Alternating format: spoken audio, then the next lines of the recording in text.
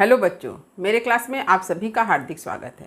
भारतेंदु हरिश्चंद्र जी की मुकरियाँ पाठ से आज मैं प्रश्न उत्तर चर्चा पार्ट 2 को लेकर उपस्थित हूँ। तो भारतेंदु हरिश्चंद्र जी की मुकरियाँ से संबंधित पार्ट 1 वीडियो जो है वह मेरे चैनल पर अपलोड हो चुका है और लिंक डिस्क्रिप्शन बॉक्स में दे दिया गया है। जिन बच्चों ने अभी तक इस वीडियो को नहीं देखा है वे डिस्क्रिप्शन बॉक्स में जाकर लिंक को क्लिक करके पूरे वीडियो को देख सकते हैं। आपको मेरे डिस्क्रिप्शन बॉक्स में अमीर खुसरो की पहेलियाँ, सूर के पद, कवि बिहारी के दोहे और भारतेंदु हरिश्चंद्र जी की मुकरियाँ से संबंधित वीडियो का लिंक भी मिल जाएगा। तो आप ज़रूर से लिंक को क्लिक करके पूरे वीडियो को देखें ताकि आपको पूरी बात अच्छी तरह से समझ में आ जाए। प्रश्न उत्तर चर्चा से संबंधित वीडियो भी मेरे चैनल पर मिलेगा, तो आप उस वीडियो को ज़रूर देखें। आज पार्ट 2 के अंतर्गत मैं जिन प्रश्नों की चर्चा कर रही हूँ वह इस तरह से हैं। देखिए, पार्ट 2 प्रश्न उत्तर चर्चा। देखिए, पहला प्रश्न है, मुकरी किसे कहते हैं? तो मुकरी क्या है? मुकरी एक पद्य है जिसमें पहले किसी बात का खंडन किया जाता है और फिर उसे स्वीकार कर लिया जाता है।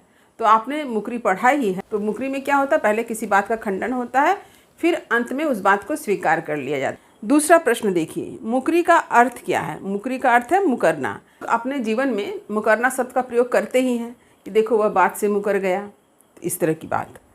तीसरा देखिए, मुकरी रचना का क्या उद्देश्य है? उत्तर है बौद्धिक कुशलता का विकास और मनोरंजन।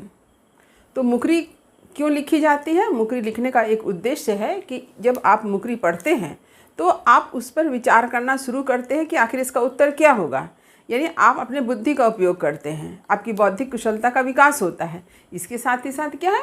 मनोरंजन भी होता है। जैसे हम लोग पहले छोटे में क्या करते थे, आपस में जब भाई बहन बैठते थे पढ़ाई करने के बाद, बैठ के क्या गप करेंगे, तो हम लोग पहेली पूछते थे, एक दूसरे से मुकरियाँ पूछते हैं। तो इससे क्या होता है, हम लोग अपने बुद्धि का उपयोग भी करते हैं और हमारा मनोरंजन भी होता है। चौथा देखिए, भारतेंदु जी के मुकरियों का क्या उद्देश्य है?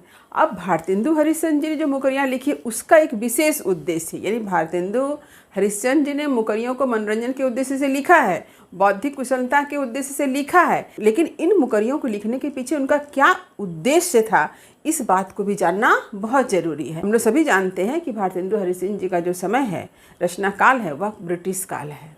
तो उन्होंने ब्रिटिश शासन के खिलाफ हर बात को लिखा है। हम लोग उनके रचनाओं में ब्रिटिश शासकों के खिलाफ जो है विद्रोह की चिंगारी देखते हैं। तो उनका क्या उद्देश्य था? देखिए, अंग्रेजों के अत्याचार, गरीबों का शोषण, पुलिस व्यवस्था की सच्चाई को प्रकट करना। तो भारतेंदु जी ने मुकरियों को जो लिखा है उसका एक विशेष उद्देश्य है, वह है अंग्रेजी शासकों के शोषण के खिलाफ अपनी आवाज़ बुलंद करना, गरीबों का जो शोषण हो रहा है उसकी सच्चाई को प्रकट करना, पुलिस व्यवस्था का जो भ्रष्टाचार है उसे बतलाना। 5 नंबर देखिए, मुकरी की तुलना किससे की जाती है? उत्तर है पहेली से। यानी जब आप मुकरी को पढ़ते हैं तो वह कैसा लगता है? पहेली जैसा लगता है। जैसे हम लोग छोटे में पहेली पूछते थे, तो मुकरी भी जब आप पढ़ेंगे तो आपको लगेगा कि ये पहेली है। तो इसलिए मुकरी की तुलना पहेली से की जाती है। देखिए 6 नंबर, क्या भारतेंदु जी ने अपनी मुकरियों के माध्यम से सिर्फ पाठकों का मनोरंजन किया है? तो इसका उत्तर है नहीं। उन्होंने अपनी मुकरियों के माध्यम से पाठकों का सिर्फ मनोरंजन ही नहीं किया, बल्कि अंग्रेज़ों के नस्लीय सोच पर प्रहार किया है। तो नस्लीय सोच क्या है? तो ये नस्लीय सोच क्या है?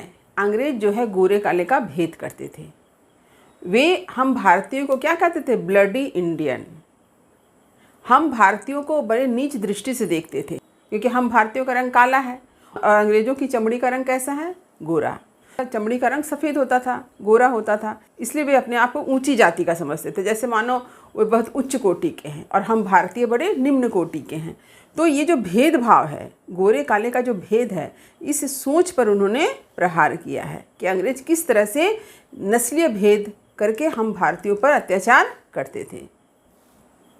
7 नंबर देखिए, सभी गुरुजनों को कौन बुरा बतलाता है? उत्तर है अंग्रेजी शिक्षा के रंग में डूबे लोग। यानी जिन लोगों पर अंग्रेजी शिक्षा का प्रभाव पड़ा, जिन लोगों ने अंग्रेजी शिक्षा को अपने जीवन में इतना महत्व दे दिया कि उन्होंने गुरुकुल की शिक्षा को ही एकदम हीन बतला दिया, ऐसे लोग ही अपने गुरुजनों का अपमान करते हैं, उन्हें छोटा बताते हैं, उन्हें बुरा बतलाते हैं। 8 नंबर, अपनी खिचड़ी अलग पकावे, इसका क्या अर्थ है?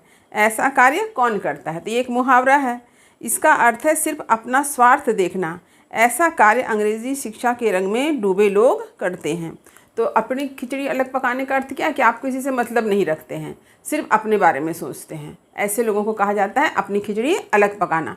तो जिन लोगों ने अंग्रेजी शिक्षा प्राप्त किया, अंग्रेजी शिक्षा के रंग में डूब गए, ऐसे लोग सिर्फ क्या खुद से मतलब रखते थे, उन्हें अन्य लोगों से कोई मतलब नहीं होता था। तो यहाँ पर इस संबंध में ही बात कही गई है। 9 नंबर, भीतर तत्वना और झूठी तेजी से क्या अभिप्राय है? तो उत्तर क्या है? भीतर तत्वना का अभिप्राय क्या है? संस्कारों का अभाव। यानी जिन्होंने अंग्रेजी शिक्षा प्राप्त की वे अंग्रेजी शिक्षा के रंग में डूब गए, अंग्रेजी सभ्यता को अच्छा बताने लगे, लेकिन उनके भीतर जो संस्कार नाम की चीज़ थी उसका अभाव पाया जाने लगा। यानी वे बड़ों का अपमान करते हैं, बड़ों को सम्मान नहीं देते हैं।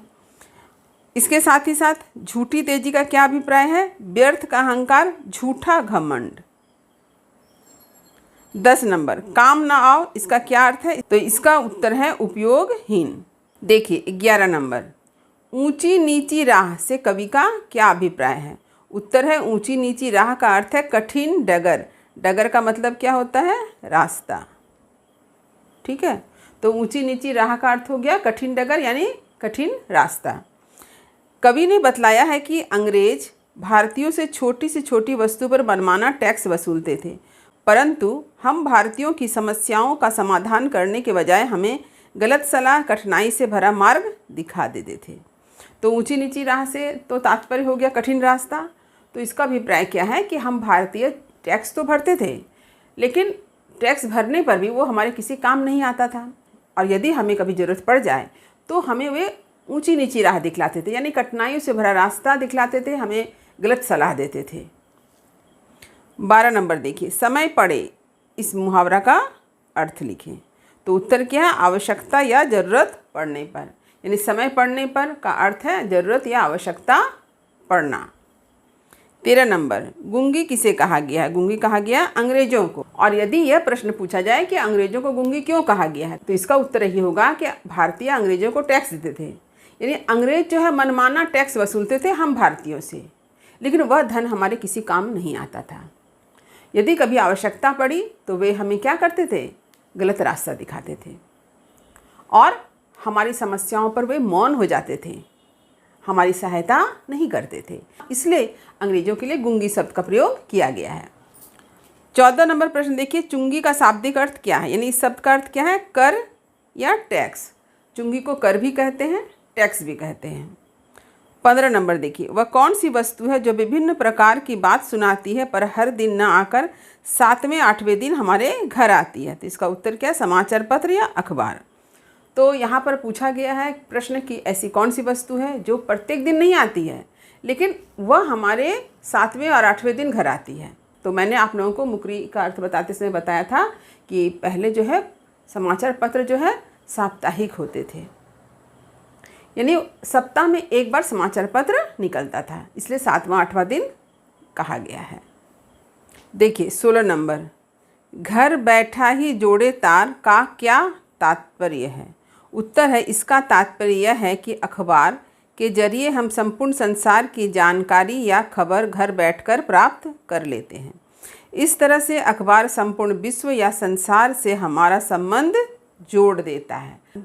तो घर बैठे जोड़े तार का अर्थ क्या हो गया कि जैसे आप घर में बैठे हैं, लेकिन आपको देश दुनिया की खबर किससे मिलती है? समाचार पत्र से। आज जैसे हम लोग मोबाइल के जरिए हम देश दुनिया से जुड़े हुए हैं, लेकिन उन दिनों समाचार पत्र के द्वारा व्यक्ति जो है पूरे विश्व से जुड़ता था। आज भी हम देखते हैं कि समाचार पत्र में देश दुनिया की खबर होती है। तो इस तरह से समाचार पत्र ही एक व्यक्ति का संबंध पूरे विश्व से जोड़ता है। 17 नंबर देखिए, भारतेंदु जी ने अंग्रेजों की किन चालाकियों का उल्लेख अपनी मुकरी में किया है? देखिए बहुत ही इंपॉर्टेंट है। तो उत्तर देखिए, भारतेंदु जी ने यह बतलाया है कि अंग्रेज काफ़ी चालाक किस्म के थे। वे सबसे हंसकर मिठास भरे बोल बोलते थे, परंतु दूसरी तरफ भीतर भीतर हमारे देश का सारा धन लूटते रहे। हमें तन से गुलाम बनाने के साथ साथ हमें मानसिक रूप से भी गुलाम बना दिया। इतना ही नहीं, बातों को घुमा फिरा कर बोलने में काफ़ी पारंगत भी थे। तो यहाँ पर जिस मुकरी का अर्थ है वह है भीतर भीतर सब रस चूसे। इस मुकरी का अर्थ को मैंने यहाँ पर संक्षिप्त रूप से लिखा है कि अंग्रेज किस तरह से चालाक थे, हंस हंस कर बोलते थे, वे बात बनाने में निपुण थे, लोगों से हंस हंस कर बात करते थे, लेकिन हमारे देश का सारा धन लूटकर इंग्लैंड ले जाते थे। तो ये थी अंग्रेज की चालाकियाँ। अब देखिए 18 नंबर, रूप दिखावत से क्या तात्पर्य है? उत्तर है वर्दी दिखाना, यानी पुलिस जो है अपनी वर्दी को दिखाकर लोगों को लूटती है। तो रूप दिखावत का अर्थ है पुलिस का जो वर्दी वाला रूप है वह।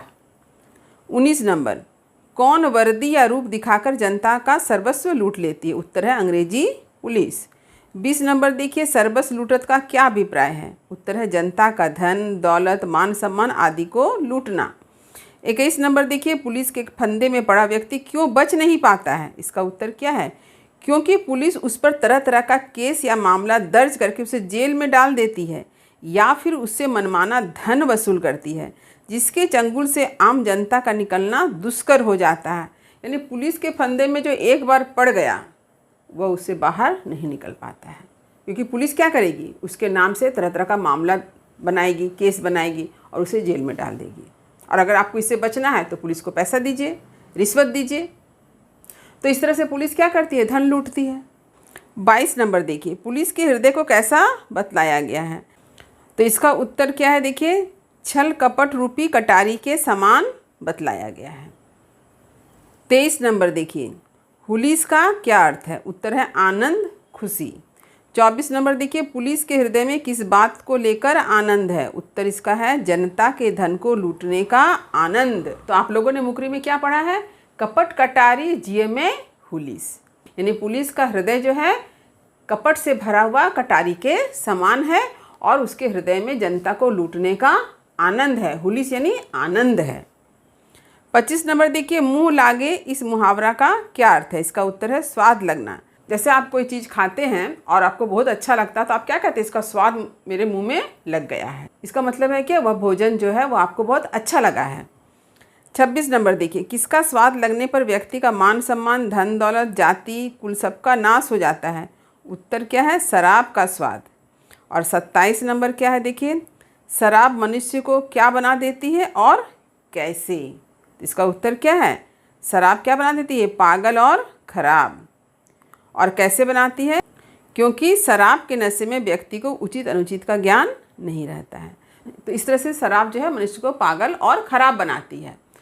पागल यानी मनुष्य नशे में डूब जाता है, और खराब इस अर्थ में कि जब मनुष्य पर शराब का नशा चढ़ता है तो वह उचित अनुचित भूल जाता है।